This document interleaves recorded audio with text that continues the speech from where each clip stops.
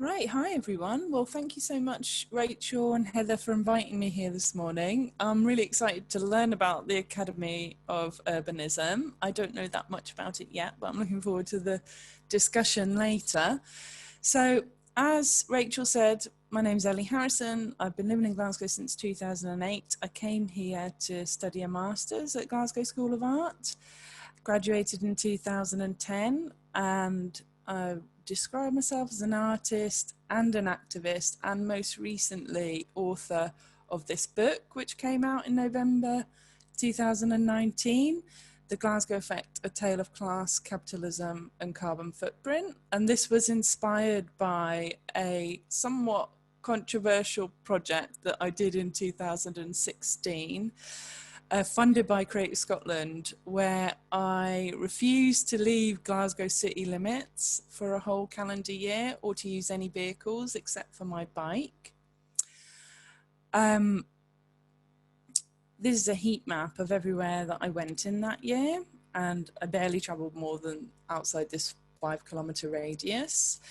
And one of the reasons it was so controversial because of the title that I'd used, the Glasgow Effect, which is a phrase taken from the field of population health, which refers specifically to Glasgow's poor health compared with very similar post-industrial cities in England, like Liverpool and Manchester.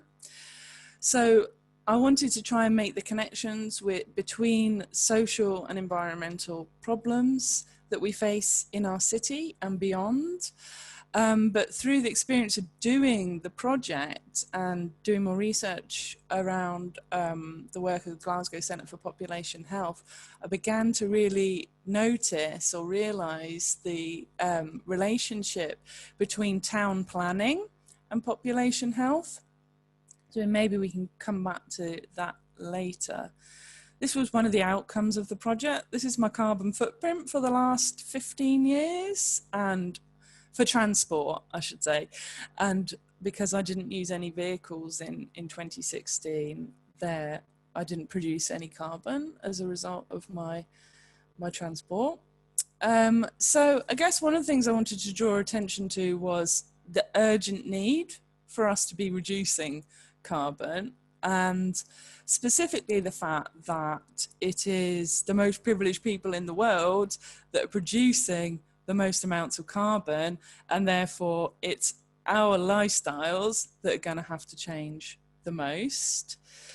And I guess at that point, and before that as well, when I was studying at the art school, I was thinking about the art world specifically as a sort of concentration of privilege, and that the art world itself needs to really reinvent it, and artists themselves need to think about how we can redirect our skills into solving practical problems. So that's when I really started to think about the relationship between art and activism, and how I myself could rechannel a lot of the skills that I'd learned at art school into direct political campaigning.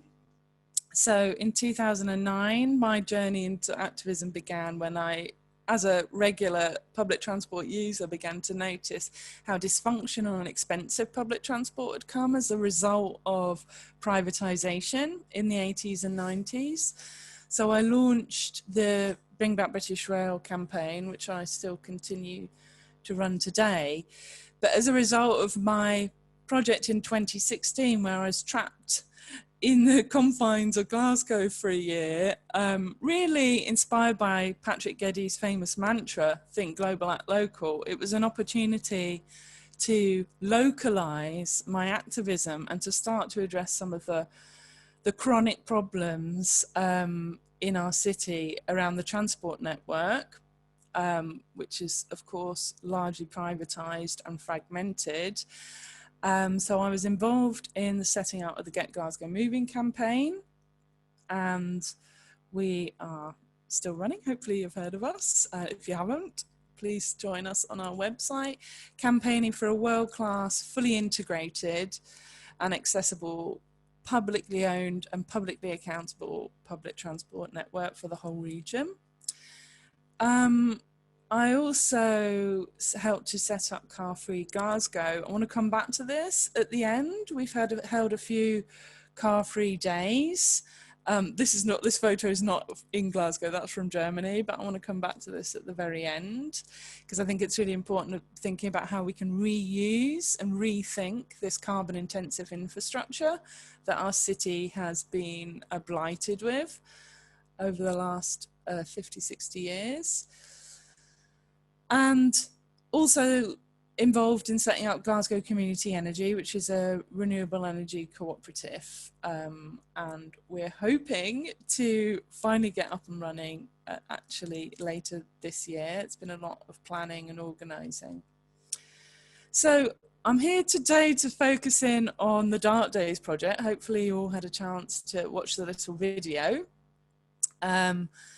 The Dark Days project kind of came off the back of a project that I started in 2011 called Early Warning Signs. And this was for a festival in London called Arts Admin. I made a series of these 4 signs that were kind of based or riffing on the sort of sign that you might get outside a garage or a bureau de change, advertising MOTs, but it says climate change. So it's kind of advertising this thing that's unfolding in the world that we'd all prefer to not to have to address. So I made these 4 signs for the festival, and then I began to realize that, you know, what the hell am I going to do with these signs now? It's a 2-week festival and I've got these metal things, and it's actually like the complete opposite of what we need to be doing to live in a more sustainable way. Is actually we need to be reducing, reusing, recycling our art. So that's what I decided to do with the early warning signs, and to make it into a lifelong project where I'd continue to tour the signs around the UK. And there's a little website where you can track everywhere that they've been since 2011. And in 2014, I managed to persuade Goma in Glasgow to adopt one of the signs, and that part of the bargain is that they keep it on public display outside the building for the whole year. And the aim is really to challenge them to address climate change, not only in their programme, so the kind of artwork that they are showing in the gallery, but also in the operations and the way that the gallery itself runs. And they took that very seriously, and as a result they invited me and another artist, Rachel Duckhouse, to be associate artists at Goma all year. And it was during that year in 2014 where I kind of came up with the idea for Dark Days. This was a little promotional flyer, and the name Dark Days, as you may have read on the website, is taken from the world of theatre and refers to the period in between shows when the theatre is not being used as dark. And I was really interested in that and looking at how maybe I could use the space at Goma in between exhibitions to put on an event. And the concept for the event was to invite 100 people, 100 strangers, to come and spend the night in this space in Goma's Great Hall, and to do 2 things really. I guess I was interested in creating a spectacle. What would that space look like with all of these people camping out in it? Maybe to create a vision of a kind of post-art future where these big municipal galleries, these big municipal spaces may need to be reused and reappropriated for alternative means. And I was specifically interested in this space because the history of this building is so interesting, and it dates back to 1778. It was built, a part of it was built as a private home for William Cunningham, a famous Glasgow tobacco lord who of course made all of his money off the back of the slave trade. It was then, this building was then bought by the Royal Bank of Scotland and then later turned into the Stock Exchange. So there's a really kind of interesting history of the building before it became Goma in 1996. So I guess I was thinking forward to how the building may need to evolve in the future. And this was 2014 when I was developing the idea. It was before the worst of the refugee crisis had kicked off in the Mediterranean in 2015. But I was thinking a lot about climate refugees and the fact that the UK is predicted to be, you know, because it's an island surrounded by water, one of the places that will retain a habitable climate where other parts of the world become completely uninhabitable. So there will be an influx of climate refugees trying to get to places like the UK.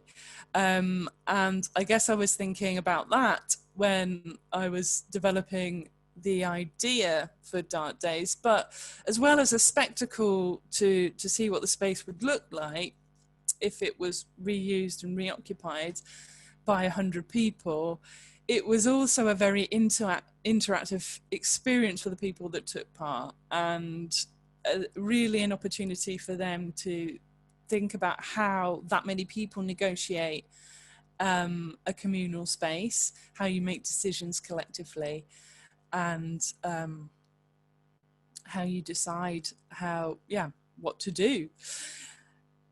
Obviously, it only happened over one night, so it was all very good humored, and there wasn't any opportunity for it to descend into a sort of Lord of the Flies style thing. But yeah, I'm looking forward to hearing your thoughts on the film and to discussing any of these ideas. I guess I just wanted to finish up with going back to car-free Glasgow, which I mentioned earlier, because I came up with this idea during 2016, obviously, when I wasn't using any vehicles at all. I was literally just walking and cycling around the city, and I began to notice, you know, the M8, which of course I had noticed a lot in the past, but really the way that it divided the city, not only physically, but in terms of people who have cars and people who don't, those who can access that infrastructure and those who can't. And just thinking, looking more at kind of like movements across the world to reappropriate motorways, take motorways away. So in Seoul, I'm sure a lot of you will know about this, but they have reconverted a big motorway that ran through the city centre now into a riverside park. They've done the same thing in Utrecht, where they built a hideous ring road in the same time that we built this M8. And they built it over a canal, and they have since they have taken the motorway away and reinstated the canal. So as I learnt more about Glasgow's history, I actually discovered that the M8 was built over a section of canal, the Monklands Canal, the bit between Townhead and Easterhouse, and basically began this kind of campaign to think about reappropriating the M8 and reinstating the Monklands Canal. So yeah, I think that's where I'll stop and stop sharing my screen and hand back to Rachel.